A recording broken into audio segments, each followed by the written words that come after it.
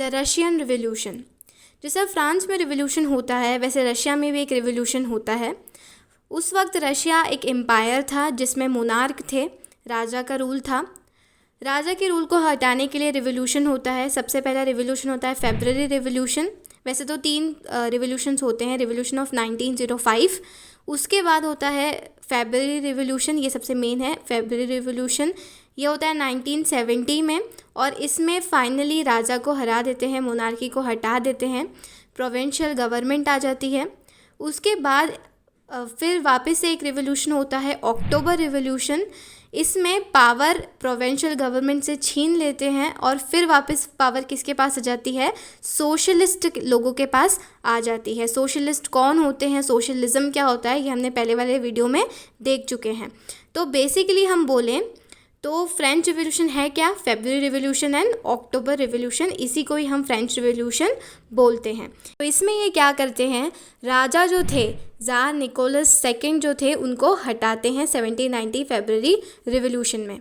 तो क्यों हराते हैं, क्यों रशिया रिवॉल्यूशन होता है, इसको समझने के लिए हमें रशिया में क्या प्रॉब्लम्स थी, ठीक है, जिसकी वजह से वो रिवॉल्यूशन लाना चाह रहे थे, वो देखना पड़ेगा। वहाँ की सोसाइटी कैसी थी, वहाँ की इकोनॉमी कैसी थी, शहर में क्या हालात थे, गांव में क्या चल रहा था, ये सब हमें देखना पड़ेगा। तो your next topic is the Russian empire in 1940। उस वक्त जो रशिया था, आज भी रशिया बहुत बड़ी कंट्री है, और उस वक्त भी रशियन जो एम्पायर था वो बहुत बड़ा एम्पायर होता था। उसके किंग कौन थे, ज़ार निकोलस सेकंड। ज़ार का मतलब यहाँ पर ज़ार को इनका नाम नहीं है, जैसे हम यहाँ किंग को राजा बोलते हैं वैसे रशियन में किंग को ज़ार बोलते हैं। तो वही ज़ार निकोलस सेकंड एम्पायर थे पूरे रशियन एम्पायर के। रशिया तो था ही, आज का रशिया जो हम देखते हैं, इसके साथ साथ प्रेजेंट डे जो डिफरेंट कंट्रीज़ हो गई हैं अब, वो भी एक समय पर इस 1940 के समय पर रशिया का पार्ट ही थे। कौन कौन सी country, Finland, Latvia, Lithuania, Estonia, थोड़ा सा पोलैंड का part, Ukraine, Bulgaria, Georgia, Armenia, Azerbaijan, ये सारी जो कंट्रीज़ थी जो अब सेपरेट कंट्री है, उस वक्त वो रशियन एम्पायर का पार्ट ही थी। और राजा कौन थे, ज़ार निकोलस सेकंड। उस वक्त रशिया में कौन सा रिलीजन फॉलो किया जाता था, मेजॉरिटी रिलीजन कौन सा था, रशियन ऑर्थोडॉक्स क्रिश्चियनिटी, ठीक है, क्रिश्चियनिटी रिलीजन वहाँ पर मेन मानी जाती थी। और कौन सी, रशियन ऑर्थोडॉक्स, ठीक है, मतलब जो बहुत पुरानी चीज़ों को मानते थे और बहुत ज़्यादा रॉक मतलब पत्थर की तरह ऑर्थोडॉक्स थे वो लोग, वो वाली क्रिश्चियनिटी के लोग ज़्यादा थे। और भी बहुत सारे रिलीजन थे उस एम्पायर में, इतना बड़ा एम्पायर है तो और भी रिलीजन के लोग थे, जैसे कैथोलिक्स थे, प्रोटेस्टेंट्स थे, मुस्लिम्स थे, बुद्धिस्ट थे, तो इन लोगों की भी संख्या थी। लेकिन सबसे ज़्यादा मेजॉरिटी किन लोग, कौन से रिलीजन धर्म कौन सा फॉलो करते थे लोग, क्रिश्चियनिटी, वो भी ऑर्थोडॉक्स क्रिश्चियनिटी फॉलो करते थे। Next topic is economy and society, कि रशिया में उस वक्त कैसी इकोनॉमी थी, कैसी सोसाइटी थी। तो सबसे पहले हम इकोनॉमी के बारे में देख लेते हैं। तो रशिया की जो इकोनॉमी थी उस वक्त वो एग्रीकल्चर बेस्ड थी, मतलब एग्रीकल्चर, लोग खेती करते थे, मोस्ट ऑफ द लोग उस वक्त खेती करते थे रशिया में। कम से कम 85% ऑफ पॉपुलेशन काय में इंगेज थे, एग्रीकल्चर सेक्टर में ही इंगेज थे, मतलब 85% लोग खेती ही करते थे।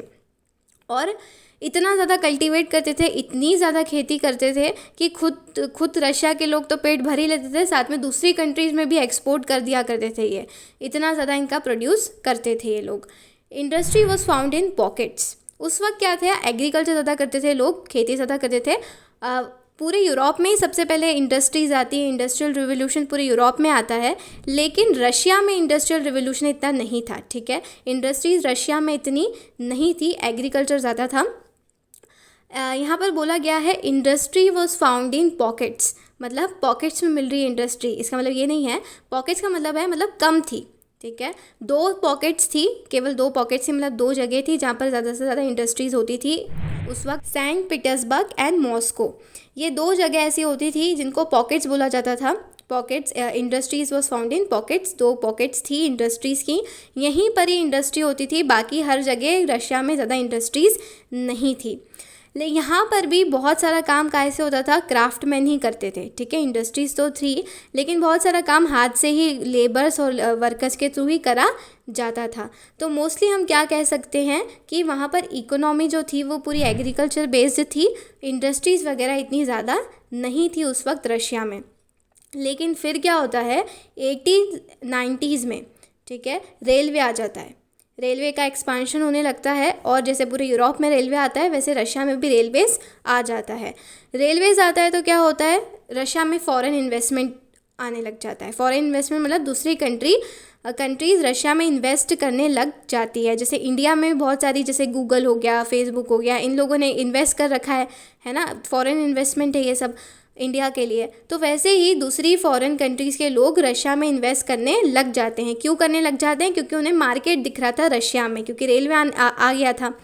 इस वजह से फॉरेन इन्वेस्टमेंट जैसे दूसरी कंट्रीज़ करने लग जाती है वैसे रशिया में इंडस्ट्रीज़ बढ़ने लगती है, ठीक है। पहले एग्रीकल्चर बेस्ड सोसाइटी थी, फिर इंडस्ट्रीज़ क्या हो जाती है, बढ़ने लग जाती है। कोल का प्रोडक्शन बढ़ जाता है, डबल हो जाता है, कोल का प्रोडक्शन दुगना हो जाता है। आयरन एंड स्टील का आउटपुट, उसका प्रोडक्शन भी बहुत ज़्यादा 4 गुना बढ़ जाता है, ठीक है। तो इस तरीके से इंडस्ट्रीज़ रशिया में बढ़ने लगती हैं। लेकिन जो इंडस्ट्रीज़ थी ये प्राइवेट प्रॉपर्टी थी, ठीक है। इंडस्ट्रियलिस्ट होते थे और प्राइवेट प्रॉपर्टी होती थी, किसी सिंगल पर्सन की संपत्ति होती थी, जिनका ध्यान केवल कायम में रहता था प्रॉफिट मैक्सिमाइजेशन पर रहता था। प्रॉफिट मैक्सिमाइजेशन यानी सिर्फ ज़्यादा से ज़्यादा उनको प्रॉफिट कमाना है, ज़्यादा से ज़्यादा लाभ कमाना है, पैसा कमाना है, इस पर वो लोग ध्यान रखते थे। तो आपके मन में क्वेश्चन आएगा, गवर्नमेंट कुछ नहीं करती थी क्या? कैसे भी भले ही वो प्रॉफिट कमाए तो गवर्नमेंट को कुछ नहीं कहती थी। तो गवर्नमेंट ने कुछ रूल्स निकाले थे, ठीक है। गवर्नमेंट ने रूल्स निकाले थे कि वर्कर्स जो फैक्ट्रीज़ में, जो भी इंडस्ट्रीज़ में आप वर्कर से काम करा रहे हो उनको मिनिमम वेज दो, ठीक है, ढंग का पैसा दो, उनके वर्किंग आवर्स भी थोड़े कम रखो, कम समय के लिए काम कराओ, इतने ज़्यादा घंटे उनसे काम मत कराओ। ये रूल्स तो निकाले थे गवर्नमेंट ने, लेकिन ये रूल्स को ऑफन ब्रेक किया जाता था, ठीक है। अक्सर इसको ब्रेक करते थे, ब्रीच ऑफ लॉ होता था, इस रूल को ब्रेक किया जाता था और ऑफिसर्स भी कुछ कर नहीं पाते थे, ठीक है। जो इंडस्ट्रियलिस्ट होते थे बड़े बड़े, ये लोगों को बहुत लंबे लंबे घंटों तक काम कराते थे, 10-10, 16-16 घंटे काम कराते थे। साथ में वर्कर्स होते थे उनको छोटे छोटे रूम्स में रहना पड़ता था, डॉर्मेट्रीज़ में रहना पड़ता था। अब यहाँ पर आपको ये 2 इमेज दे रखी है। फर्स्ट में क्या है, unemployment patients in pre war Saint Petersburg. यहाँ पर क्या होता था कि ये लोग वर्कर्स कहाँ पर खाना खाते थे, कम्युनिटी किचन्स में खाना खाते थे, ठीक है। चैरिटेबल किचन्स जो होते थे, पुअर हाउसेस जो गरीबों के लिए बनाए हुए होते हैं, वहाँ पर ये लोग जाके खाना खाते थे। साथ में वर्कर्स जो होते थे उनके सोने के लिए भी व्यवस्था अच्छी नहीं थी। यह आपको सेकंड इमेज में दिख रहा है कि सब लोग एक ही उसमें सो रहे हैं, इतने दूर दूर, मतलब इतने पास पास करके ऐसे एक ही रूम में इतने सारे वर्कर्स को रख रखा है। और ये लोग कैसे सोते थे, शिफ्ट्स में सोते थे, ठीक है। कुछ वर्कर्स सोते थे, कुछ काम करते थे, तो फिर वो वापस सोने आते थे, फिर कुछ लोग काम करते थे। इस तरीके से वो बेड्स भी शेयर करते थे और शिफ्ट्स में सोया करते थे। बेसिकली उस वक्त की रशियन इकोनॉमी को कंक्लूड करें तो एग्रीकल्चर बेस्ड थी, 85% लोग खेती करते थे। फिर क्या होता है, रेलवे आ जाता है।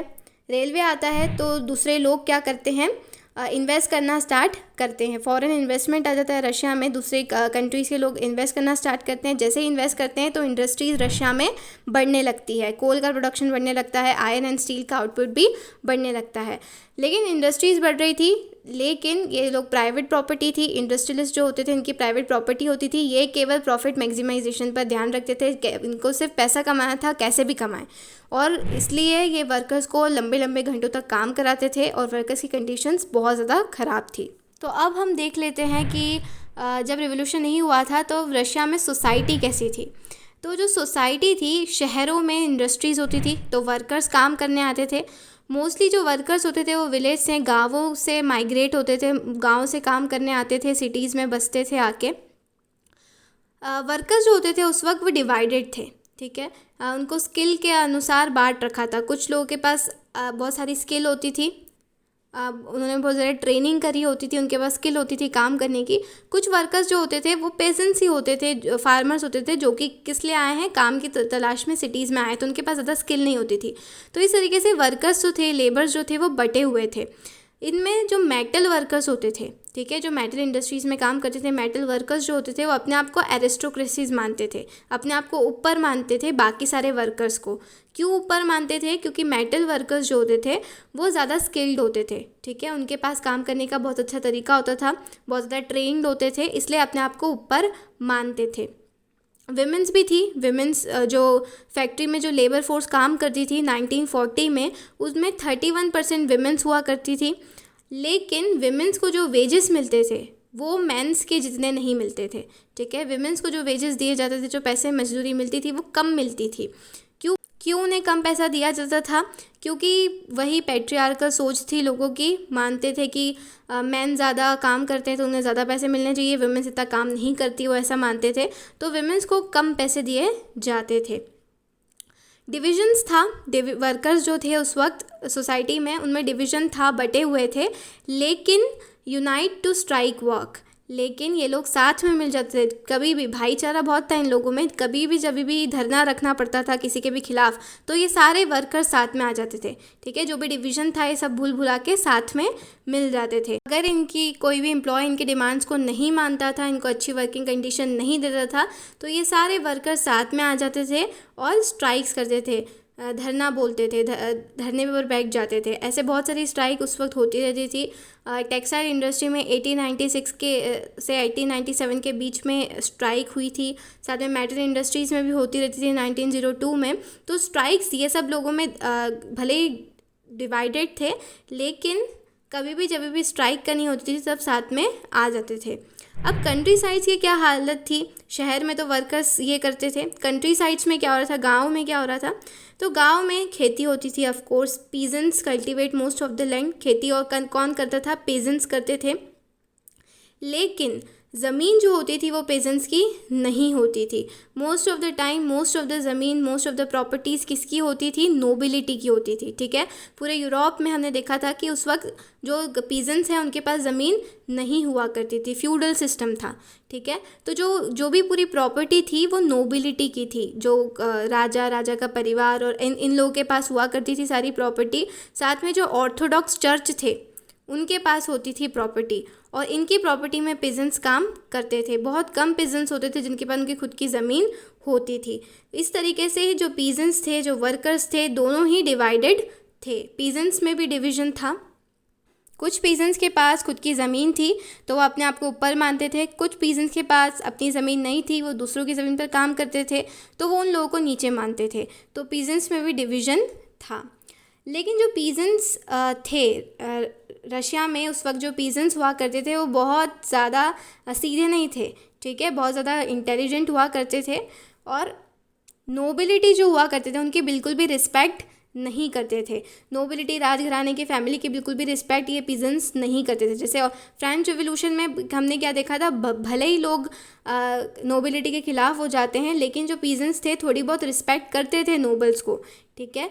लेकिन रशिया के लोग ऐसे नहीं थे, रशिया के पीजेंट्स बिल्कुल ऐसे नहीं थे। ये बिल्कुल भी नोबिलिटी की रिस्पेक्ट नहीं करते थे। क्यों नहीं करते थे? क्योंकि रशिया के पीजेंट्स चाहते थे कि जो लैंड नोबल्स ने अपने पास रख रखी है वो लोगों को मिल जाए, ठीक है। जो लोग उस पर कल्टीवेट कर रहा है, जो लोग उस पर खेती कर रहा है, जो मेहनत कर रहा है, उसी की लैंड हो, उसी की ज़मीन हो। ये लोग बेसिकली रशिया के बिजनेस क्या करते थे कि जो भी लैंड है वो उनकी हो जाए, नोबिलिटी से ले ली जाए और उन लोगों की हो जाए। ये बिल्कुल भी सीधे नहीं थे। ये लोग क्या करते थे, गुस्से में जब आ जाते थे तब रेंट पे करने से ही मना करते थे। नोबिलिटीज़ को जो रेंट पे करना पड़ता था इन्हें, उस रेंट पे करने से ही मना कर देते थे। कभी कभी मर्डर भी कर देते थे लैंडलॉर्ड्स का, ठीक है। तो ये इतने ज़्यादा रशिया के पीजेंट्स बिल्कुल भी सीधे नहीं थे। साथ में रशिया के पीजेंट्स एक और रीज़न की वजह से यूरोपियन पीजेंट्स से डिफरेंट थे। क्यों डिफरेंट थे? क्योंकि रशिया के पीजेंट्स क्या करते थे, साथ में सबकी अलग अलग छोटी छोटी लैंड होती थी, तो ये लोग क्या करते थे, पूलिंग देयर लैंड टुगेदर, मतलब साथ में ले आते थे अपनी लैंड को। सबको बोलते थे अरे सब साथ में आ जाओ, सबकी लैंड मिला लो, और साथ में खेती करते थे, ठीक है। और जो भी प्रॉफिट होता था, जो भी आउटपुट होता था, वो एक दूसरे में बांट लेते थे। सबका अपनी अपनी ज़रूरत के अनुसार सबको बांट लेते थे। तो ये चीज़ थी रशिया के पीजेंट्स में। Socialism in Russia. अब सोशलिज्म जो आइडियोलॉजी है वो रशिया में आती कैसे है, तो एक तरीके से सॉल्यूशन बन के आती है। इतनी जो प्रॉब्लम चल रही है लोगों की, एक तरीके से सॉल्यूशन बनकर ये आइडियोलॉजी आती है। Before 1940 all political parties were illegal in Russia. 1940 से पहले, ठीक है, जो इतनी भी पॉलिटिकल पार्टीज़ थी वो इलीगल थी, मतलब रशिया में कोई पॉलिटिकल पार्टीज़ बना ही नहीं सकता। जो ज़ार निकोलस थे उन्होंने बंद कर रखा था कि कोई भी पॉलिटिकल पार्टी नहीं बनाएगा। क्यों बंद कर रखा था? क्योंकि अगर कोई पॉलिटिकल पार्टी बनाता तो किंग को वो हटाने की कोशिश करता, और किंग ऐसा बिल्कुल नहीं चाहते थे, तो उन्होंने पॉलिटिकल पार्टी को बनाने ही इलीगल बोल दिया। तो फिर भी एक पॉलिटिकल पार्टी बनती है जिसका नाम था Russian social democratic workers party, labour party भी बोलते हैं इसको। फाउंडेड इन 1898 में ये बनती है। अब कैसे बनती है? तो इलीगल है, तो बहुत सारी चीज़ें इलीगल होती है फिर भी होती है। तो due to government policies it operated secretly, ये सीक्रेटली चलती थी, ठीक है, राजा से छुप छुपा के अपना काम करते थे। ये इलीगल ऑर्गेनाइजेशन थी, लेकिन ये पॉलिटिकल पार्टी बन जाती है। ये पॉलिटिकल पार्टी का नाम याद रखना, क्योंकि यही पॉलिटिकल पार्टी में बाद में डिवाइड हो जाती है, बढ़ जाती है, तो ये बहुत इंपॉर्टेंट है। ये लेबर की पार्टी थी, ठीक है।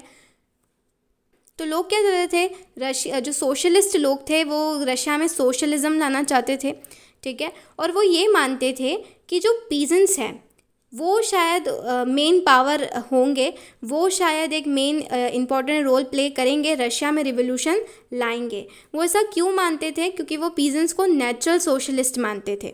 नेचुरल सोशलिस्ट क्यों मानते थे? क्योंकि हमने देखा था कि वो पीजेंट्स क्या कर रहे थे, खुद साथ में खेती कर रहे थे, ठीक है, लैंड अपनी मिला लेते थे और जो भी मुनाफा होता था बांट लेते थे। तो ये ऐसा बोलते थे कि रशिया के जो पीजेंट्स हैं वो नेचुरली सोशलिस्ट है, वो कब से सोशलिज्म अपना रहे हैं, तो शायद ये लोग रशिया में सोशलिज्म लाएंगे, रशिया में एक क्रांति रिवोल्यूशन लाएंगे। लेकिन ये जो वर्कर पार्टी होती है, ठीक है, सोशल डेमोक्रेटिक वर्कर पार्टी होती है, ये इस चीज़ का विरोध करती है, ठीक है। हाँ, इससे पहले एक और चीज़ है कि लेबर्स तो अपनी पॉलिटिकल पार्टी बनाते ही हैं, साथ में पीजेंट्स जो होते हैं वो भी अपनी पॉलिटिकल पार्टी बनाते हैं। इस पॉलिटिकल पार्टी का नाम ये लोग क्या रखते हैं? सोशलिस्ट रिवोल्यूशनरी पार्टी, और ये बनती है 90s में। तो उस वक्त सोशलिस्ट लोग क्या बोल रहे थे कि रशिया में अगर रिवोल्यूशन आएगा तो कौन लाएंगे? पेजेंट्स लाएंगे। लेकिन ये जो वर्कर पार्टी थी, ठीक है, लेबर पार्टी जो थी, सोशल डेमोक्रेटिक वर्कर पार्टी जो थी, ये ऐसा नहीं बोल रही थी। ये लोग क्या बोल रहे थे? रिवोल्यूशन तो हम लाएंगे, ठीक है। वो सोशल डेमोक्रेट्स जो थे ये डिसएग्री कर रहे थे कि ये लोग ये जो सोशलिस्ट रिवोल्यूशनरीज़ हैं, ये जो पॉलिटिकल पार्टी है पीजेंट्स की, ये लोग जो है सोशलिस्ट नहीं है, नेचुरल सोशलिस्ट नहीं है। क्यों नहीं है? तो इसमें जो सोशलिस्ट डेमोक्रेटिक वर्कर पार्टी के एक जो लीडर होते हैं लेनिन, ठीक है, लेनिन इसके बारे में ये क्या रीज़न देते हैं क्यों नहीं है नेचुरल सोशलिस्ट ये वाली पार्टी? क्योंकि उनका मानना ये था कि पीजेंट्स जो हैं वो सही मायने में सोशलिस्ट नहीं है, सही मायने में यूनाइटेड ग्रुप नहीं है, साथ में नहीं है, क्योंकि उस वक्त पीजेंट्स क्या हुए थे? बटे हुए थे, ठीक है। कुछ पीजेंट्स रिच थे, कुछ पीजेंट्स पुअर थे, कुछ अपनी लैंड दूसरे की लैंड में काम करते थे, कुछ लोग अपनी खुद की उनकी ज़मीन होती थी उसमें काम करते थे। तो जो रिच और पुअर के बीच में जो पीजेंट्स थे वो बटे हुए थे। तो ये लोग यही पॉइंट बोल रहे थे कि ये लोग सोशलिज़म नहीं ला सकते, ये सोशलिज़म मूवमेंट में पार्ट नहीं ले सकते। क्यों नहीं ले सकते? क्योंकि ये सही मायने में सोशलिस्ट नहीं है। और इसी वजह से कि जो पीजेंट्स हैं वो बटे हुए हैं रिच और पुअर के बीच में, इसी वजह से ये लोग क्या पीजेंट्स जो हैं सोशलिस्ट मूवमेंट जो हो रहा था उसमें पार्ट नहीं ले पाते हैं। और इसको कैरी कौन करता है? सोशलिज़म को यूरोप में कौन कैरी करता है? Social democratic workers party carry on करती है। तो बेसिकली कंक्लूड करें तो दो पॉलिटिकल पार्टीज़ थी, ठीक है। वर्कर्स की जो थी उसका नाम था सोशल डेमोक्रेटिक वर्कर्स पार्टी, और एक और जो पीजेंट्स की पार्टी थी उसका नाम क्या था? Socialist revolutionary party. रशिया में सोशलिस्ट लोगों को लग रहा था कि पीजेंट्स मेन फोर्स होंगे, पीजेंट्स रिवोल्यूशन लाएंगे, लेकिन वर्कर पार्टी ने क्या बोला? नहीं, ऐसा नहीं होगा, क्योंकि ये लोग बटे हुए हैं और ये सोशलिज़म नहीं ला पाएंगे। और ऐसा सच में भी होता है, पीजेंट्स नहीं कैरी ऑन कर पाते हैं, उनको सोशलिस्ट मूवमेंट में पार्ट लेने नहीं दिया जाता है क्योंकि वो लोग बटे हुए थे। कौन कैरी ऑन करता है movement? Social democratic workers party carry on करती है। लेकिन ये जो सोशल डेमोक्रेटिक वर्कर पार्टी जो थी, ये भी क्या हो जाती है, डिवाइड हो जाती है। इनमें इस पार्टी में मतभेद होने लगते हैं थोड़े बहुत, और ये क्या हो जाती है, दो दलों में डिवाइड हो जाती है, दो पार्ट्स में डिवाइड हो जाती है, जिसको नॉर्मली क्या बोलते हैं, बोल्शेविक्स एंड मेंशेविक्स। तो ये बात अच्छे से याद रखिएगा कि जो Russian social democratic workers party होती है वो दो भाग में डिवाइड हो जाती है। कौन सी, बोल्शेविक्स एंड मेल्शेविक्स। बोल्शेविक्स जो होते हैं, बोल्शेविक का मतलब रशिया में यही होता है मेजॉरिटी, मतलब ज़्यादा से ज़्यादा लोग बोल्शेविक्स में आ जाते हैं, और मेल्शेविक का रशिया में मतलब होता है माइनॉरिटी, मतलब कम लोग, ठीक है। तो बोल्शेविक में ज़्यादा लोग होते हैं, मेल्शेविक में कम होते हैं, लेकिन पावर दोनों के पास लगभग सेम ही होती है। ये दोनों कैसे अलग थी, तो बोल्शेविक जो थी ये क्या बोल रहे थे कि हमें रिवोल्यूशन करना पड़ेगा, क्रांति लानी पड़ेगी और रिवोल्यूशन करना पड़ेगा तभी चेंज आएगा, और ये थोड़े वॉयलेंट थे, ठीक है। इनको जल्दी चेंज किया था, ये बोल रहे थे जल्दी से जल्दी रिवोल्यूशन करना पड़ेगा। लेकिन मेल्शेविक्स जो बोल रहे थे वो ऐसे बोल रहे थे हम आराम से रिवोल्यूशन लाएंगे, इलेक्शन लाएंगे, इलेक्शन लड़ेंगे, फिर अपनी सरकार बनाएंगे। तो दोनों अलग अलग हो गए थे। बोल्शेविक जो थे उसको हेड किसने किया था, कौन इसके लीडर थे, कौन हेड थे, व्लादिमीर लेनिन। लेनिन का नाम एकदम याद रखना, ये एकदम इम्पॉर्टेंट है रशियन रिवोल्यूशन में, इनका नाम याद रखना। तो व्लादिमीर लेनिन जो होते हैं इसको हेड करते हैं बोल्शेविक पार्टी को। ये ऐसा मान रहे थे कि जो पॉलिटिकल पार्टी होती है उसको डिसिप्लिन होना चाहिए, ठीक है, ऐसा नहीं किसी को भी मेंबर बना दो। ये ऐसा बोल रहे थे, quality of its members important है, क्वालिटी ओवर क्वांटिटी बोल रहे थे ये, ठीक है, कि जो लोग सच में भी इसमें पॉलिटिकल पार्टी में टाइम दे सकते हैं, जो सच में भी एलिजिबल है, उन्हीं लोगों को पॉलिटिकल पार्टी का मेंबर बनाया जाए, ऐसा नहीं कि सभी को ले लो, ठीक है। ये बोल्शेविक वाले ये बोल रहे थे। मेल्शेविक वाले क्या बोल रहे थे, इसको किसने हेड किया था, जूलियस मार्दोव, ठीक है, ये हेड थे इस पॉलिटिकल पार्टी के। ये क्या बोल रहे थे कि नहीं, पॉलिटिकल पार्टी सब लोगों के लिए ओपन होना चाहिए, ठीक है, कोई भी इसका मेंबर बन जाए। जैसे जर्मनी की जो पार्टी थी जिसका नाम था SPD, सोशल डेमोक्रेटिक पार्टी, तो जैसे जर्मनी में सोशलिस्ट जो पार्टी है उसमें सब मेंबर बन सकते हैं, वैसे इसमें भी सबको मेंबर बना दो। तो इसी वजह से दोनों की अलग अलग आइडियोलॉजी थी, अलग अलग सोच रखते थे, इसलिए ये अलग हो जाते हैं। तो दोनों पार्टीज़ की अलग अलग सोच होती है, और इसीलिए दोनों पार्टी अलग अलग, मतलब एक ही पार्टी से दोनों पार्टी अलग अलग हो जाती है। तो वैसे तो दोनों ने इम्पॉर्टेंट रोल प्ले किया, लेकिन जो बोल्शेविक पार्टी होती है वो ज़्यादा पावरफुल होती है। क्यों होती है, क्योंकि पावर जो है वो व्लादिमीर लेनिन के पास में आ जाती है।